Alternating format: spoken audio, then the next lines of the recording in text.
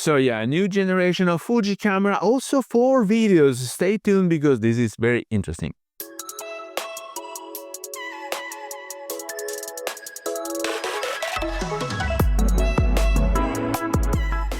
Hello everybody, welcome back to the channel. Thomas Love here from One Lens Only, and today we're gonna talk about these news about Fuji entering the video production system cameras with a large format camera, the GFX Eterna, that they just presented, and we're expecting it to hit the market in 2025. Now, this is an interesting move because, as you know, Fuji specialized on APS-C cameras for photos and also on medium format, skipping completely the full frame sector, but then for video production with like the GFX 100 Mark II, you can shoot video with your large format, but the capabilities are comparable to full frame because of the crop, because of many other factors. So when they announce this Eterna, it's very interesting to see what the offer will be, because they have to compete with other cameras that have been there on the market, like the Blackmagic, like the Canon C400, not to mention the Arri cameras. That is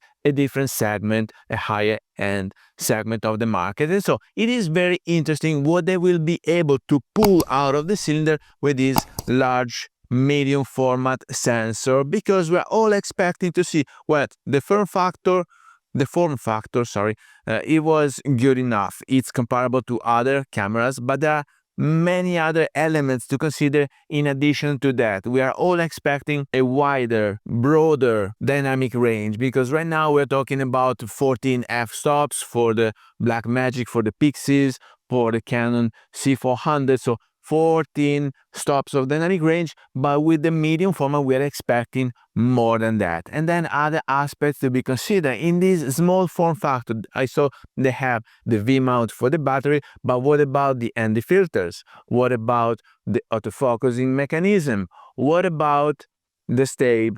Even all the digital stabe, we know Fuji can do that. So we're expecting to know first the price point, second the offering, because we have to understand against what camera this will be positioned, because one thing is targeting the Pixies and have a very low entry-level price, very aggressive, but then you need to rig it up. But I don't think it's gonna be the case, because medium format, they will ask for top dollars for that medium sensor size. And so it's more likely against at least the Canon C400, so 8-9K price. But for that price, well, you're competing against the leader in that price segment, because the C400 has the stabe, it has plenty of XLRs in input output, many buttons, the side screen, and it has the stabe, the autofocus, and the ND filter integrated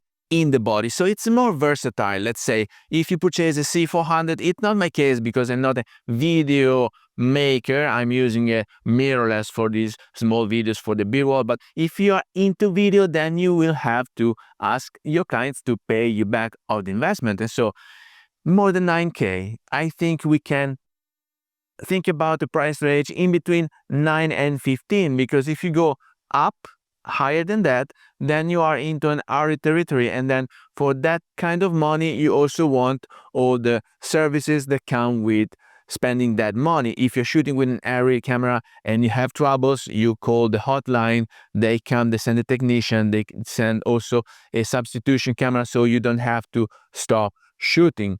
Let's imagine you purchase or you set up a set, you're paying also the rent, not just the equipment, you're paying the people, and then you call the hotline and they will send up a substitute and a technician to solve your problems. While if you buy an FX6 from Sony, well, it's a great camera, but then you're on your own. So win some, lose some. Let's see where Fuji will position its products. I don't think they had the infrastructure to support any kind of post-sale support in case of troubles, so they have to stay in the lowest tier. You buy the camera, it's supposed to be a good one, it's supposed not to give you any troubles, and you make the best out of it. And then if you want to rig it up, if you want to have additional monitors, additional batteries, V-mount, XLRs, so on and so forth, it's anything that you can add also on a Blackmagic Pixies that comes for as low as 3000. And so, as you can see, competitors